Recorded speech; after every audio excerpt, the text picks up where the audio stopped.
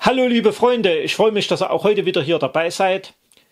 Wir hatten es ja schon festgestellt, zu Recht schimpfen wir viel zu oft über den Zustand der Wanderwege. Die Städte und Gemeinden sagen, wir haben kein Geld, wir haben Wichtigeres zu tun. Ja, alles gut und schön. Aber dass es auch anders geht, hat ja Burstendorf gezeigt mit ihrem Projekt Burstendorf hinten herum.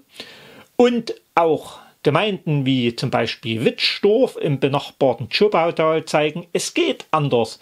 Und so möchte ich euch zu dem neuen Rundwanderweg von Witschdorf über Hennersdorf, Waldkirchen einladen und wünsche euch viel Spaß beim Anschauen.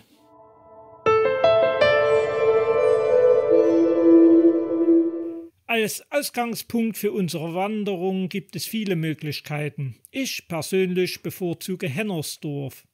Ihr kennt es ja bereits aus unserer gemeinsamen Wanderung zum Kunnerstein und seinen schönen und prägenden Hydranten. Ihr könnt selbstverständlich auch hier mit der 1866 eröffneten Tschobautalbahn, welche heute von der Erzgebirgsbahn betrieben wird, per Zug anreisen. Zunächst laufen wir Richtung Tschobautal-Wanderweg bzw. Schöntal als erstem Zwischenziel. Auf der rechten Seite fällt natürlich dieses imposante Gebäude auf. Es handelt sich um die frühere Spinnerei Hennersdorf, welche 1830 durch einen Herrn Greding errichtet wurde. Das Besondere daran, es handelt sich um eine der 3 ältesten Spinnereien Sachsens. Zu DDR-Zeiten wurden die Anlagen dem VEB Gartenmöbel Waldkirchen zugeschlagen und die Produktion fast komplett auf Liegestühle umgestellt. Von diesen Liegestühlen sollen übrigens fast 90% in den Export nach Frankreich gegangen sein. Zum Glück konnte nach dem Systemwechsel 89/90 wenigstens der Gebäudekomplex gerettet und saniert werden und beherbergt inzwischen Seminarräume und Wohnungen. Doch genug der Geschichten, begeben wir uns gemütlich auf den knapp 10 Kilometer langen Weg vorbei am alten Mühlgraben und der Tschobau.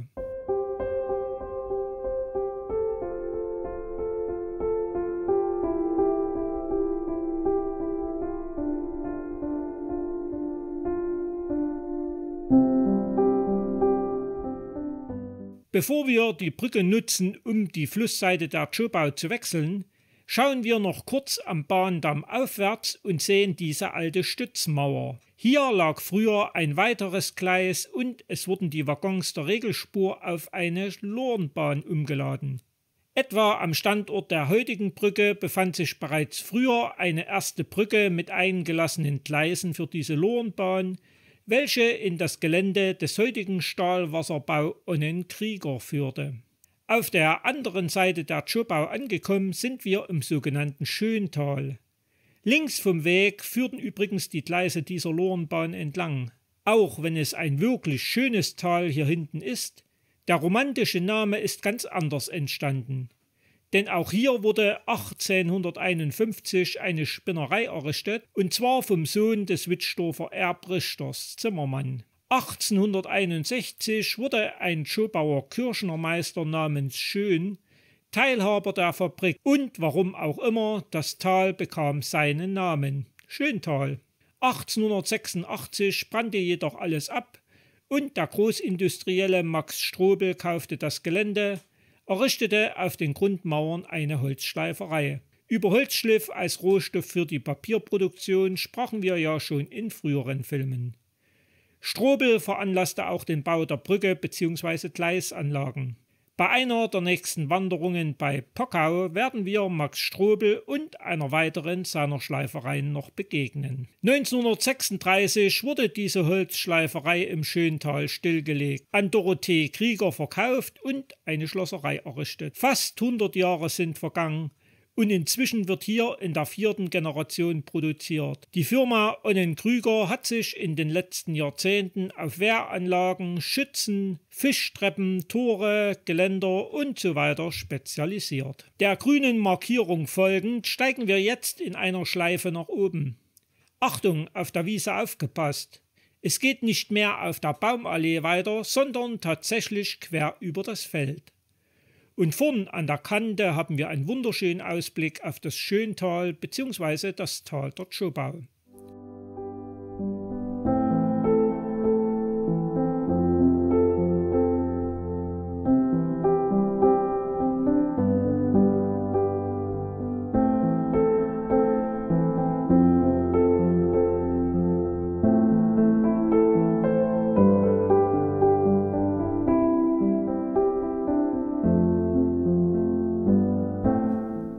Weit müssen wir nicht gehen und erkennen zwischen den Bäumen die ersten Häuser von Witschdorf, genau genommen den Ortsteil Hahn.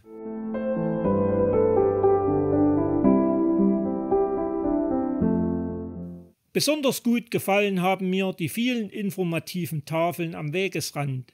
Man wird hier zum Beispiel über die lokalen Begebenheiten aufgeklärt und vor allem, wie mancher Landfleck zu seinem Namen gekommen ist.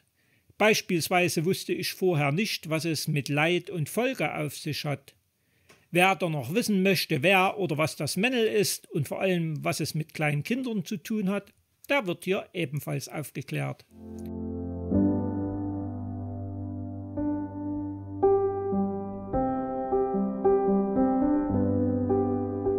Schließlich erreichen wir über diesen schmalen Pfad den Rand von Witschdorf. Wem die knapp 10 Kilometer zu weit sind, der kann zum einen hier abwärts die Tour halbieren und somit abkürzen oder zum Haltepunkt der Erzgebirgsbahn gelangen und mit dem Zug zurück nach Hennersdorf fahren.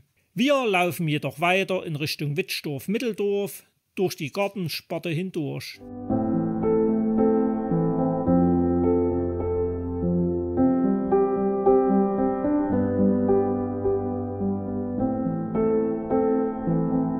Schließlich erreichen wir die Ortslage und auch das 1399 erstmals urkundlich erwähnte Witschdorf ist als Bauerndorf entstanden. Also eines der typischen Waldhufendörfer, wie ich sie euch bereits im Film über Burstendorf vorgestellt habe. Allerdings zieht es sich drunten aus dem Tal der Zschopau sehr steil und weit nach oben. Circa 200 Höhenmeter und das auf lediglich knapp 2 Kilometer Länge. Wir müssen aber zum Glück nicht die gesamte Distanz nach oben kraxeln, sondern können nach einem kurzen Stück nach links der Ausschilderung Wandertafel folgend zur Martin-Luther-Kirche laufen. Hier finden wir das eigentliche Dorfzentrum, wenn man bei Witschdorf langgezogen wie es ist, von Zentrum sprechen kann. Die Kirche wurde 1897 bis 1898 errichtet als Gegenbewegung zu den Methodisten, die um 1870 in Witschdorf als einem der ersten sächsischen Orte Fuß gefasst und im Oberdorf 1886 eine eigene Kapelle, die dritte Methodistenkirche in Sachsen, erbaut hatten. Geplant war anfangs nur ein Bethaus ohne Turm. Doch durch einen von der Belegschaft der Sächsischen Nähfadenfabrik initiierten Kirchenbauverein und den engagierten Fabrikdirektor Richard Kunze wurde erreicht, dass eine richtige Kirche gebaut wurde. Der Großteil der Einrichtung, auch die erste Glocke und die erste Orgel, waren Spenden der Fabrik. Gegenüber finden wir die Friedenseiche mit fast 30 Metern Höhe. Sie wurde vom Militärverein zur Erinnerung an den Deutsch-Französischen Krieg 1870-71 gesetzt und um ein Ehrenmal für die 3 gefallenen Witschdorfer ergänzt. Dieses Denkmal wurde nach Kriegsende 1945 aufgrund militaristischer Symbolik entfernt. An die Opfer des Ersten Weltkrieges erinnert eine Steintafel an der Kirche. Für die 71 Gefallenen und Vermissten des Zweiten Weltkriegs wurde 2016 ein Gedenkstein vor dem Friedhof gesetzt. Noch spannender finde ich jedoch das sehr schöne Gebäude der heutigen Kindertagesstätte Pusteblume. 1870 wurde es als Schule errichtet, da die alte Schule im Oberdorf nicht mehr genügte. Bis zur Schließung 1998 wurden die Witschdorfer Schüler ganze 128 Jahre hier unterrichtet. Am Wegweiser angekommen seht ihr, der Möglichkeiten gibt es hier viele. Selbst zur 19-Hainer Talsperre, welche ihr ja auch kennt, kann man von hier aus laufen. Doch diese Wanderung möchte ich euch später vorstellen. Heute nutzen wir die grüne Markierung weiter in Richtung Waldkirchen auf dem Hammerweg. Vorbei am Friedhof und genießen die wunderschönen Ausblicke hinunter ins Tal der Zschopau.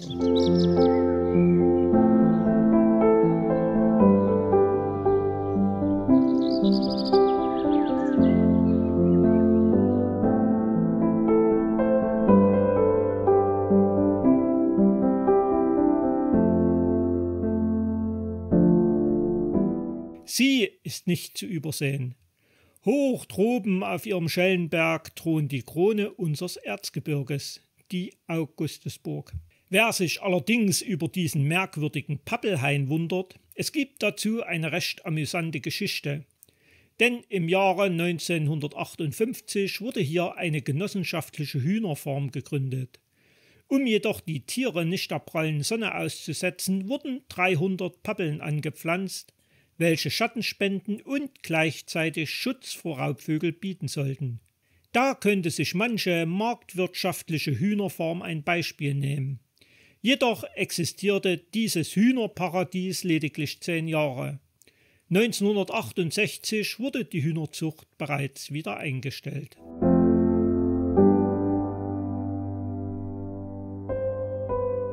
An dieser Kreuzung auf dem Hammerberg orientieren wir uns weiter nach der grünen Markierung. Doch woher kommt dieser Name? Hammerweg und Hammerberg verweisen auf das Eisenhammerwerk im Tschopental, das von 1667 bis 1692 in Betrieb war. Zum Betrieb gehörten Schmelzofen, mehrere Hammer, Schmiede, Hammermeisterhaus, Mühle, Brauerei und Gastwirtschaft, die Hammerschenke. Heute findet sich keine Spur mehr davon. Das Hammerwerk, auch Tschopenhammer oder Altenhammer Tschopental bezeichnet, ist nicht mit dem Blaufarbenwerk Tschopental zu verwechseln, das sich auf der anderen Uferseite der Tschobau neben der Rollemühle befindet. Doch dazu gleich mehr. Allerdings staunt man, wenn man das jetzt folgende Gefälle sieht, wie es die Bauern aus Wittsdorf geschafft haben, mit ihren Fuhrwerken hier nach unten zu fahren. Auch wenn hier ein Privatweg angeschrieben ist, ihr müsst euch keine Sorgen machen. Es ist tatsächlich der offizielle Wanderweg. Unten an den ersten Häusern vom heutigen Waldkirchen angekommen, welche früher tatsächlich einmal zu Wittsdorf gehört haben, habt ihr die Wahl. Eigentlich würde unser Weg nach links abzweigen. Aber geht ihr weiter nach unten, können alle diejenigen, welchen der komplette Rundweg zu weit ist, zum Bahnhof in Waldkirchen gelangen und mit dem Zug zurückfahren. Wem es interessiert, der kann auch noch ein Stück weiter an der Straße über die Tschobau zur Rollemühle laufen. Es gibt dort einen Mühlenladen und Mühlenführungen werden zum jährlichen Mühlentag angeboten. Aber achtet auf eventuelle Einschränkungen wegen Corona. Übrigens befand sich hier unten, wie erwähnt, im Tal auch die Blaufarbenwerke Tschopental. Die Gebäude werden heute als Industriedenkmal gepflegt. Allein dieses Thema ist so komplex, es gab hier sogar eine eigene Gerichtsbarkeit und eine eigene Schule. Ihr seht, reichlich Futter für einen ganzen separaten Film. Sind wir in der Mühle fertig, geht es den gleichen Weg zurück über die Tschobau und nach dem Bahnübergang erneut nach rechts. Die Gebäude auf der linken Seite des Tschobautal-Wanderweges haben ebenfalls eine höchst interessante Geschichte vorzuweisen.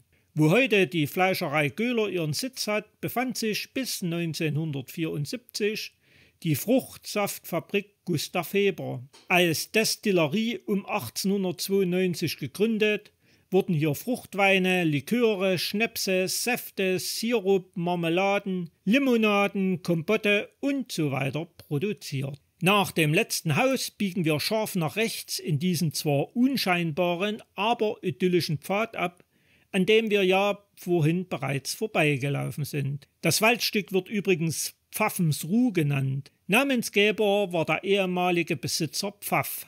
Weit gehen müssen wir jedoch nicht und wir sehen auf der linken Seite dieses merkwürdige, mit Bruchsteinen ausgemauerte Bauwerk halb im Fels. Hier befand sich einst ein Radlager für eine Seilwinde, der vorhin erwähnten Blaufarbenwerke zum Ziehen von Baumstämmen. Diese wurden für den Schmelzbetrieb des Werkes benötigt. Das Blaufarbenwerk war übrigens bis 1848 in Betrieb, wurde dann aber im Zuge der Industrialisierung und des stark rückläufigen Kobaltbergbaus zur Weberei umfunktioniert. Besonders interessant hier oben sind neben der Jahreszahl 1807 auch die Symbole der Bergleute, Eisen und Schlegel eingemeißelt. Ich wünsche euch viel Spaß beim Suchen. Dem angenehmen Pfad weiterfolgend erreichen wir schließlich das frühere Skigebiet der Wittsdorfer. Es handelt sich hier um die sogenannte Stützwiese. Der Name rührt übrigens daher, dass am unteren Ende der Wiese am Bahndamm ein Bahnwärterhäuschen stand, dessen letzte Bewohner die Familie Stütz war. Bewohner der Alpen werden jetzt vielleicht schmunzeln, aber bis Anfang der 1970er Jahre wurde die Wiese als Skihang genutzt und selbst Schulmeisterschaften wurden hier durchgeführt.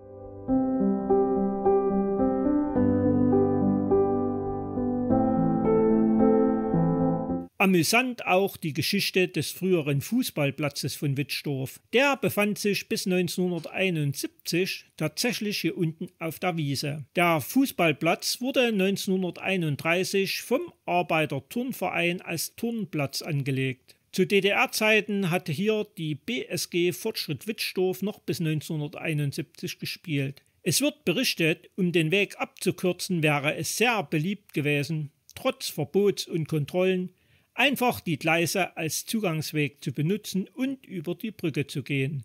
Heute sicher völlig unvorstellbar. Ein Umkleideraum wurde in Form eines Hühnerstalls errichtet. Sanitäranlagen gab es nicht, eine Waldquelle musste reichen. Und trotzdem hatten die Wittstorfer ihren Spaß dabei. 1968 bis 1971 wurde in zentraler Ortslage ein neuer Fußballplatz geschaffen. Der alte Platz daraufhin mit Fichten bepflanzt, sodass die Fläche heute nur noch von Insidern erkannt wird. Zwischen den Bäumen sind diese Fabrikanlagen gut zu erkennen. Hier befand sich bis 1973 eine Weberei. Die Fabrik war Ende der 1960er Jahre so heruntergewirtschaftet, dass die Stilllegung beabsichtigt wurde. Durch den persönlichen Einsatz der Werkleitung wurde bei einem Treffen mit Gerhard Weiß, Minister für Leichtindustrie der DDR, erreicht, dass der Betrieb rekonstruiert werden sollte. Die Weberei wurde zwar stillgelegt und zum Sozialtrakt umgenutzt, die Zwirnerei wurde komplett saniert und auf die Produktion von Texturseide für Strümpfe vom Esta Thalheim umgestellt. Als Werk 4 im VEB Texturseidenwerk Flöa war Wittstorf ein Musterbetrieb, der vollständig mit neuer Technik ausgestattet war. Nichtsdestotrotz wurde auch hier das Werk nach der Wende von der Treuhand abgewickelt. Auch wenn der Blick nach unten auf Fluss- und Fabrikanlagen ein interessanter ist, schaut auch einmal nach links oben. Warum? Hier befanden sich die sogenannten Fabrikgärten. Das war eine Art Park, unter anderem mit Hirschgehege und Beeten, welche in Terrassen angelegt waren. Was heute wie ein ganz normaler Bachlauf aussieht, war ein zur Verschönerung des Parks künstlich angelegter Wasserfall. An der Hauptstraße angekommen, seht ihr bereits die frühere Spinnerei von Wittstorf. Besonders imposant finde ich die Fabrikantenvilla, welche gegen 1860 errichtet wurde, unter Denkmalschutz steht und durch die in unserer Region seltene Schweizer Hausarchitektur besticht. Ähnliche Spinnereien sind uns ja bereits auf unserer Wanderung durchs Flöhatal in Hohenfichte bzw. Schellenberg begegnet. Und sagt mir bitte nicht ihr mit dem bisschen Fluss. Auch die Tschobau kann ganz anders. Hier beim Hochwasser von 2002 bzw. 2013. Bedanken möchte ich mich bei Herrn Thomas Böttcher vom gleichnamigen Bildverlag, der mir die Fotos kostenlos zur Verfügung gestellt hat. Interessantes gibt es auch beim Thema Brücke zu berichten und dürfte selbst die Freunde der Eisenbahn interessieren. Diese heutige Brücke über die Tschobau stammt aus dem Jahr 1934, jedoch über den Vorgängerbau 1865 von Rudolf Heidenreich errichtet, führte der einst ebenfalls ein Feldbahngleis vom Güterschuppen. Ähnlich wie wir es in Hennersdorf gesehen haben, wurden hier mittels der Loren die Rohstoffe bzw. Fertigwaren zwischen Fabrik und Bahnhof transportiert. Leider gibt es auch hier keine Bilder mehr. Dieser frühere Güterschuppen wird inzwischen als Wohnhaus genutzt und derzeit restauriert, hatte aber früher ein entsprechendes Vordach und wo heute der Garten ist, lagen früher Teile der Regelspurgleise vom Bahnhof. Denn der damalige Bahnhof verfügte dereinst über mehrere Gleise sowie 2 weitere Güterschuppen. Ein offener hölzerner Kohleschuppen stand zum Beispiel an der Stelle, wo sich heute der Parkplatz vom Haltepunkt befindet. Euch tun jetzt wirklich und endgültig die Füße weh? Kein Problem. Auch wenn der Bahnhof als solcher nicht mehr existiert, einen Haltepunkt nennt Wittstorf immer noch sein eigen und so könnt ihr per Erzgebirgsbahn auch von hier stündlich zurückfahren. Wer weiterlaufen will, der geht links nach dem Bahnübergang den schmalen Weg, den sogenannten Hahnweg hoch und wir orientieren uns weiterhin nach der grünen Markierung und dem Ortsteil Hahn. Dieser Weg wurde 1870 als Verbindung zwischen der Fabrik und der Arbeitersiedlung Hahn angelegt. Bis zu DDR-Zeiten war das für viele der tägliche Arbeitsweg.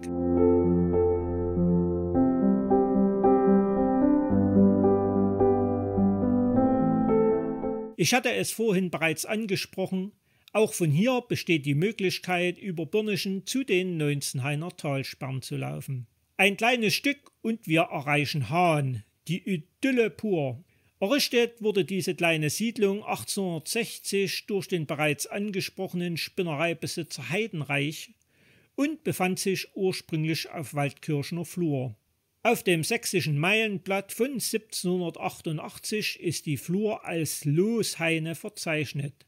Es handelt sich also um einen sogenannten Loshain, wie es ihn auch in anderen Dörfern gab. Das heißt, abgelegene Waldstücke, die bei der Erschließung des Dorfes nicht zur Verteilung kamen, wurden später vom Ortsrichter durch Los verteilt, also verlost.